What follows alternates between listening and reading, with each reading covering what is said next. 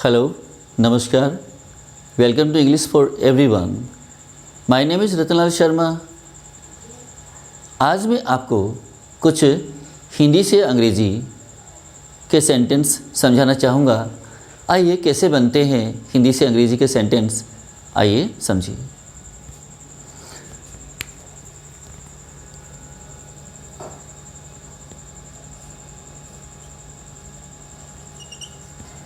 Hindi to English, Hindi to English translation.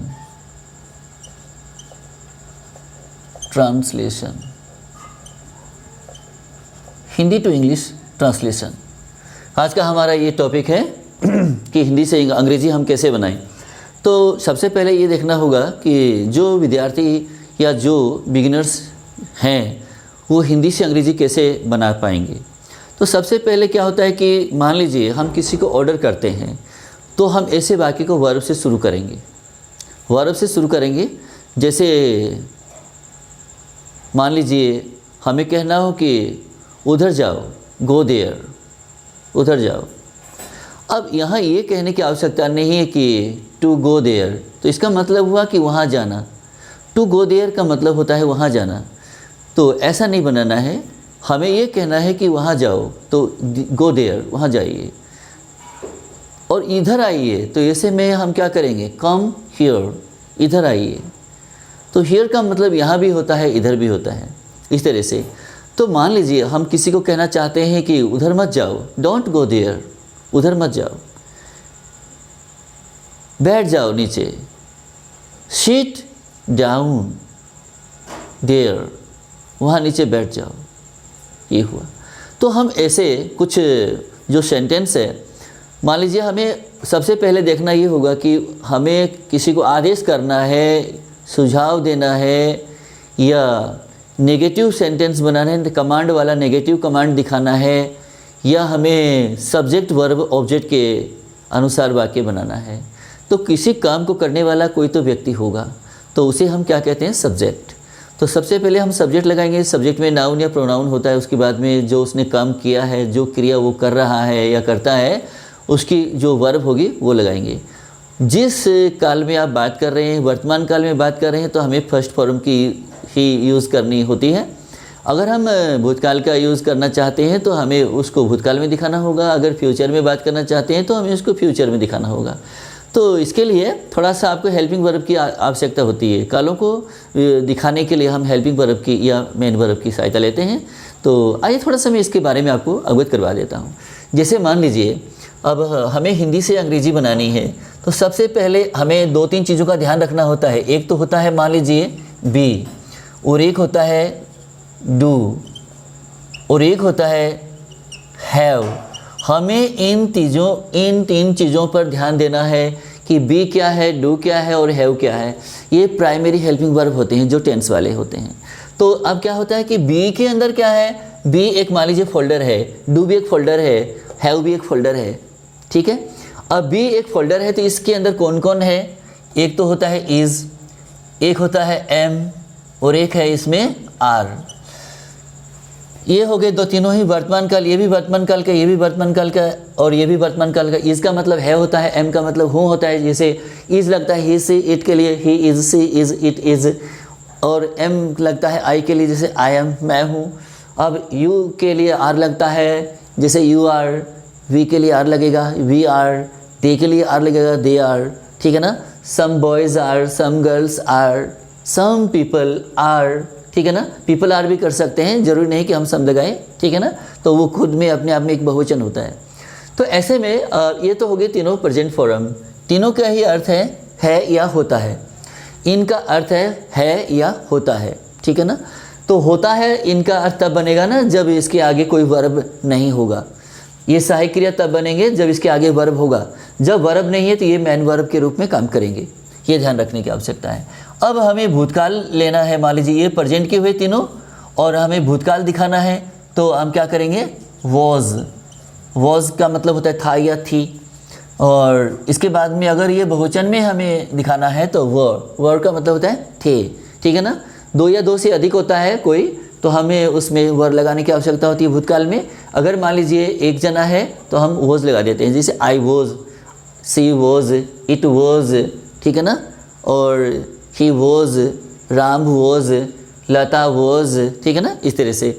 और वर लगाना है तो हम किस प्रोनाउन के साथ में वर लगाएंगे? वी वर, यू वर, दे वर, तो ये वर वाले हैं।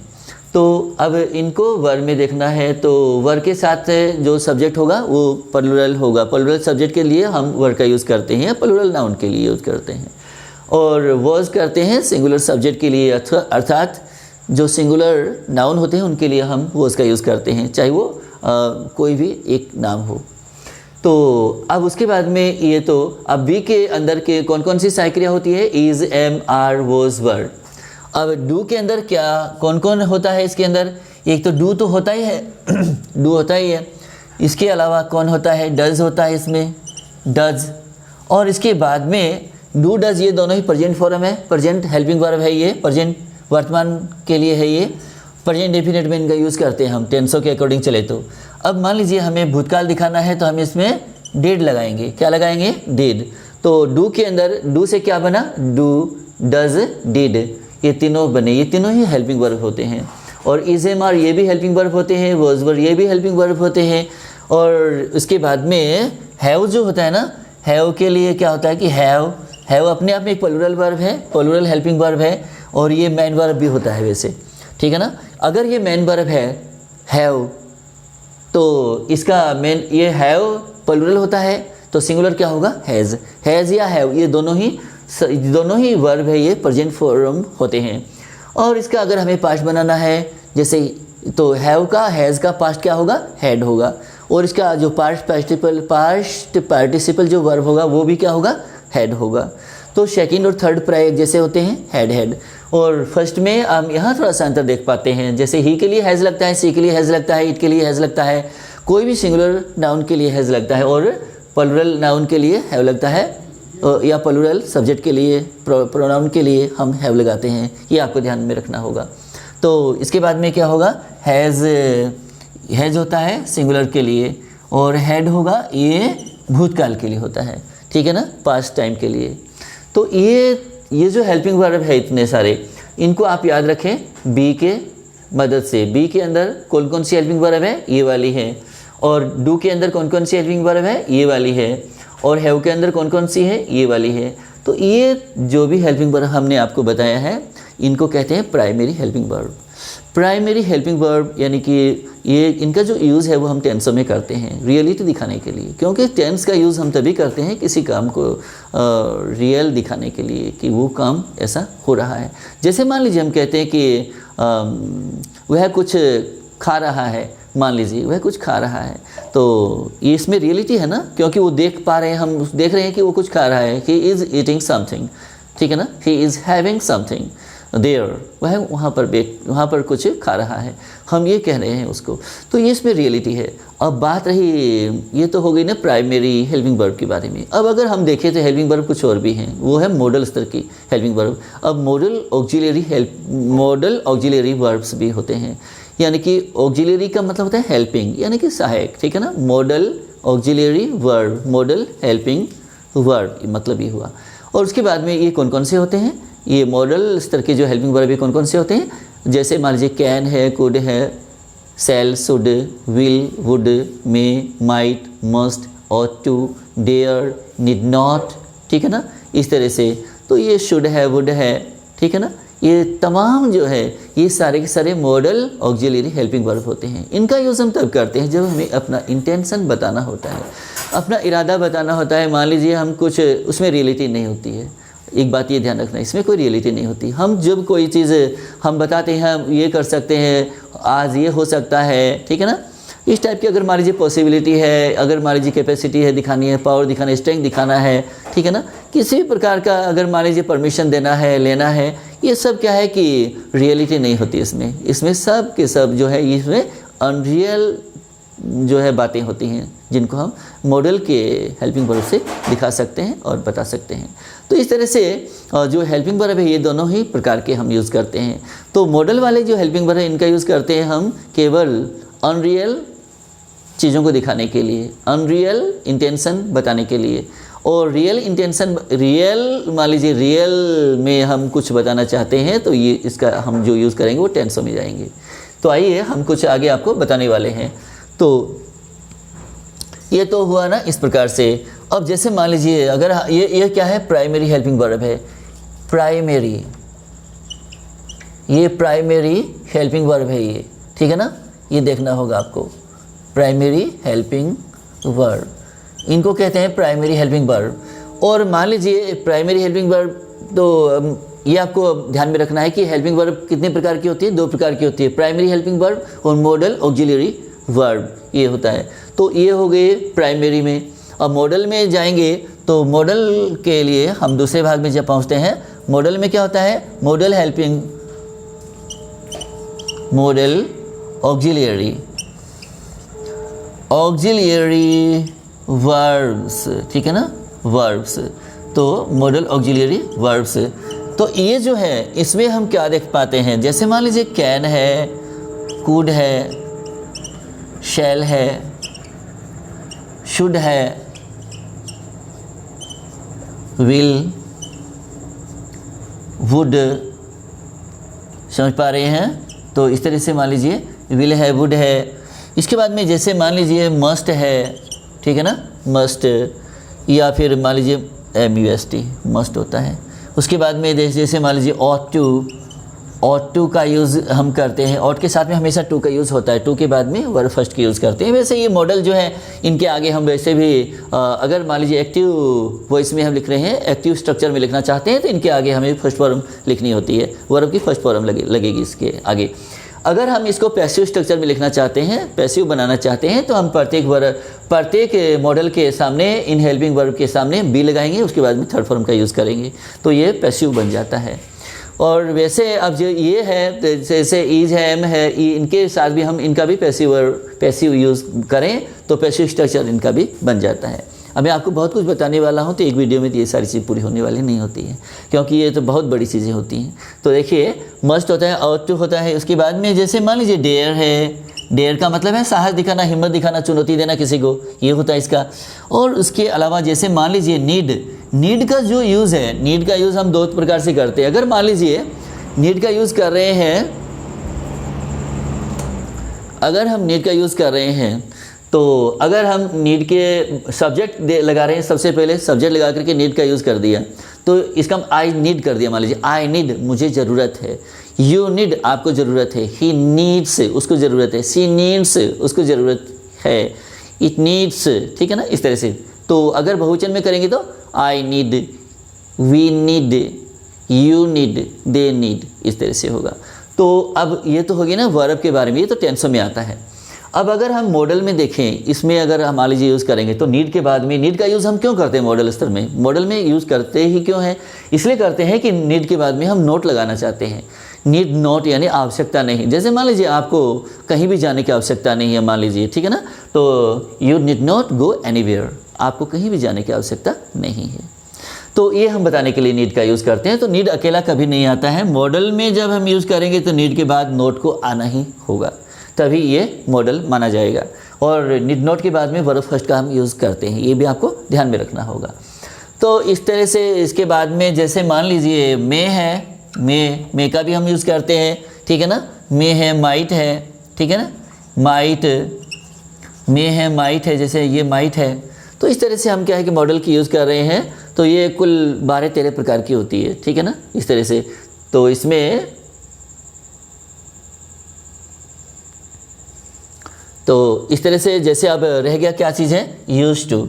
तो इसमें यूज्ड टू से हम क्या करते हैं, भूतकाल की किसी घटना को बतलाने के लिए, भूतकाल में घटित हुई किसी भी बातचीत को हम बताने के लिए यूज्ड टू का यूज़ करते हैं, बताते हैं, ठीक है ना। वह खेला करता था, वह गाया करता था, वह यहाँ आया करता था, वह इस तरह से बात किया करता था, तो ठीक है ना, इस तरह से। तो करता था, तो ऐसे में हम वह चाय पिया करता था, ठीक है ना, और तो हमें यूज्ड टू ऐसे यूज़ करना पड़ेगा। जैसे मान लीजिए he used to take tea, वह चाय पीता था, पिया करता था, लेकिन आज वो ऐसा नहीं करता है। पिया करता था, इसका मतलब तो ये वाला भाव ये होता है कि पीछे पीता था लेकिन आजकल वो नहीं पीता है। इसका मतलब दूसरा भाव ये भी होता है, क्योंकि एक सिक्के के दो पहलू होते हैं। तो एक बात कह दी जाती है तो दूसरा पहलू तो स्वतः ही समझ में आ जाता है। चलिए आज अगला सेंटेंस आपको बताते हैं। अब हम कुछ इंपॉर्टेंट करते हैं। तो अब देखना है आपको ट्रांसलेशन कैसे बनाते हैं। इन चीज़ों को गहराई से समझने की आवश्यकता है, क्योंकि अब जो चीज़ें आपको बतलाई गई है ना, इन चीज़ों को सीखे बिना किसी भी चीज़ को बताना या समझना असंभव सा होता है, क्योंकि आपको फिर ये नहीं पता चलता है कि आया कहाँ से। अगर मान लीजिए मैं इज लगा रहा हूँ, एम लगा रहा हूँ, आर लगा रहा हूँ, तो आपको लगेगा कि आया कहाँ से। तो ये चीज़ आपको समझनी जरूरी है। आइए आगे बढ़ते हैं। तो आज का हमारा जो पहला सेंटेंस है, पहला जो सेंटेंस है, जैसे हम लिखना चाहते हैं कि वह कुछ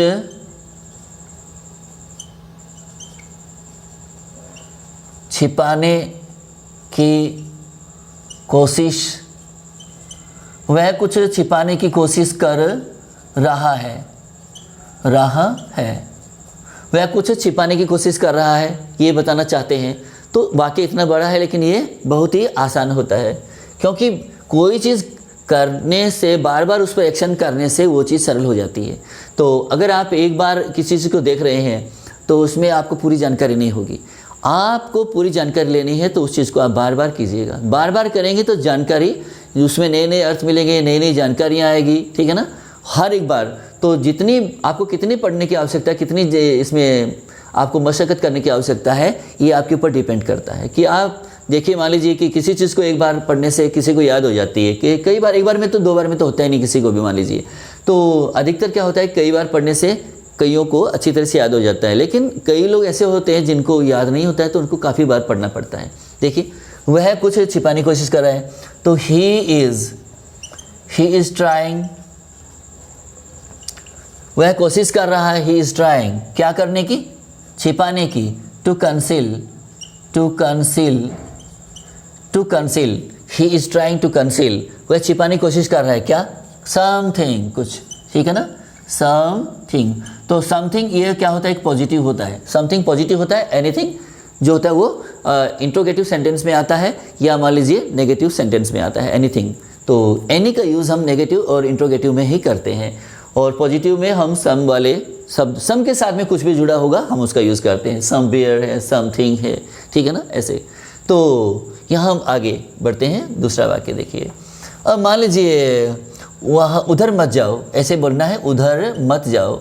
तो उधर मत जाओ ये लगाना है, हमें लिखना है कि उधर मत जाओ, ठीक है ना। तो क्या बोलेंगे, डोंट गो देयर, उधर मत जाओ।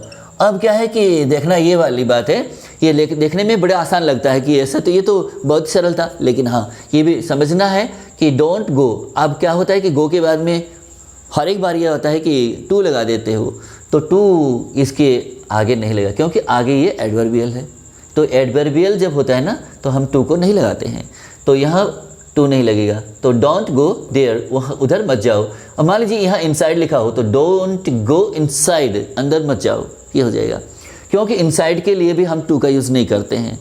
तो टू का यूज़ हम बहुत बार नहीं करते हैं और बहुत बार करते हैं। कब करते हैं, कब नहीं करते, ये आपको ध्यान में रखना होगा। आगे देखिए। तो अगला जो तीसरा सेंटेंस है, कैसे बनाते हैं इसको, कि जैसे मान लीजिए कि मत छुपाओ, मत छुपाओ, मत छुपाओ, मत छुपाओ, ये बोलना है हमें। तो फिर क्या लिखेंगे, डोंट कंसील,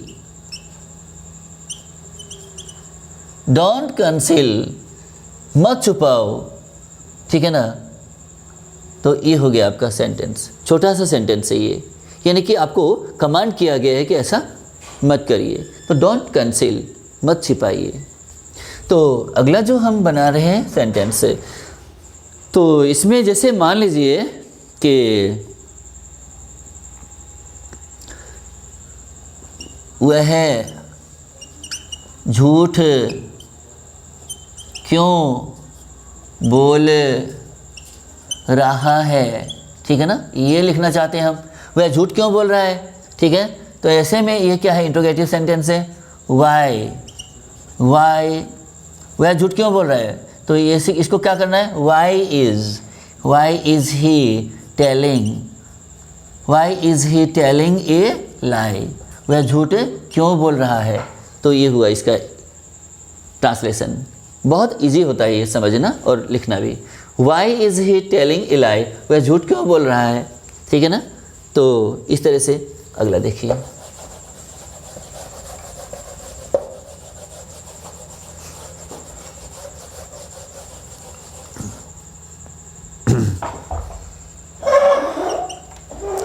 तो आगे इसके बाद में जैसे मान लीजिए हम कुछ अगला वाक्य बनाना चाहते हैं, वह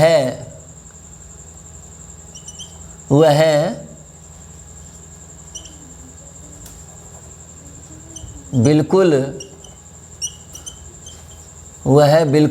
मूर्ख है, ये कहना चाहते हैं। वह बिल्कुल मूर्ख है, कैसे लिखेंगे इसको, ही is at all stupid,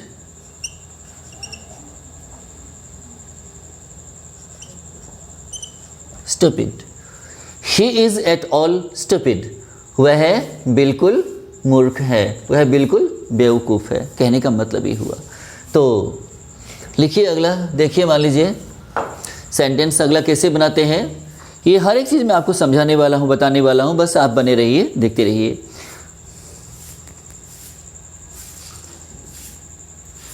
अगर मान लीजिए पूछें कि वह यहाँ क्यों आया, वह यहाँ क्यों आया, मान लीजिए ये है, वह यहाँ क्यों आया, ये भी कहना है हमें। बहुत बार ऐसे कहते हैं, सुनते भी हैं वह, क्योंकि ये आमतौर पर दैनिक जीवन में बोली जाने वाली चीज़ें हैं, इनका अक्सर हम यूज़ करते हैं। तो वह यहाँ क्यों आया, तो इसका इंग्लिश कैसे बनाते हैं, why did he come here, वह यहाँ क्यों आया, why did he come here, वह यहाँ क्यों आया। अब उसके बाद में देखिए,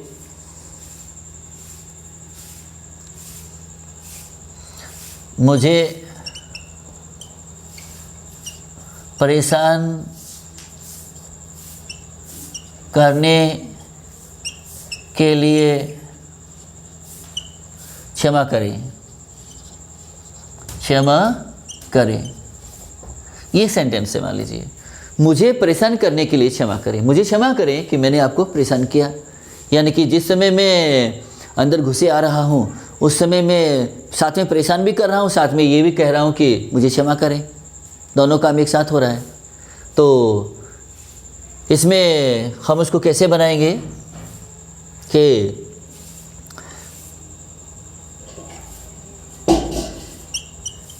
excuse me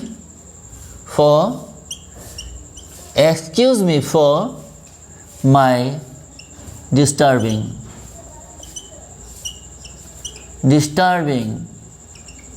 ये हुआ excuse me for my disturbing, यानी कि डिस्टर्बिंग का और एक्सक्यूज़ का दोनों का जो टाइम है सेम है। या मान लीजिए ये भी हो सकता है कि मैंने जैसे मान लीजिए ये काम पहले कर दिया हो, डिस्टर्ब पहले पहुंचा दिया हो और अब बाद में मैं एक्सक्यूज़ कर रहा हूँ उससे, तो कहने का मतलब ये भी होगा। तो या तो इसका टाइम है वो और इसका टाइम है, दोनों एक साथ है, या फिर ये समझ लीजिए कि ये काम पहले हो चुका है और ये अब बाद में किया जा रहा है, तो इसका मतलब ये भी होता है।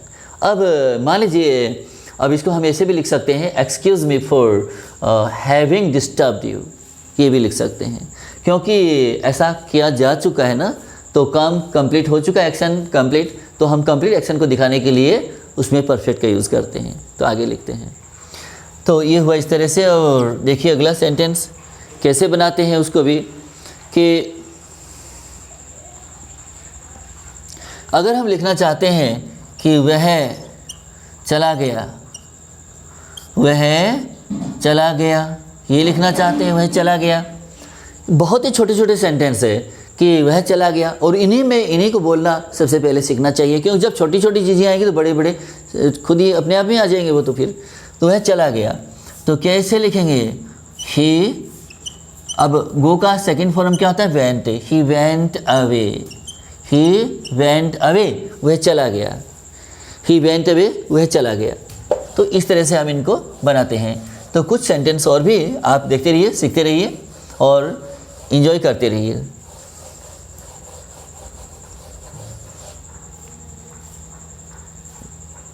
अब जैसे मान लीजिए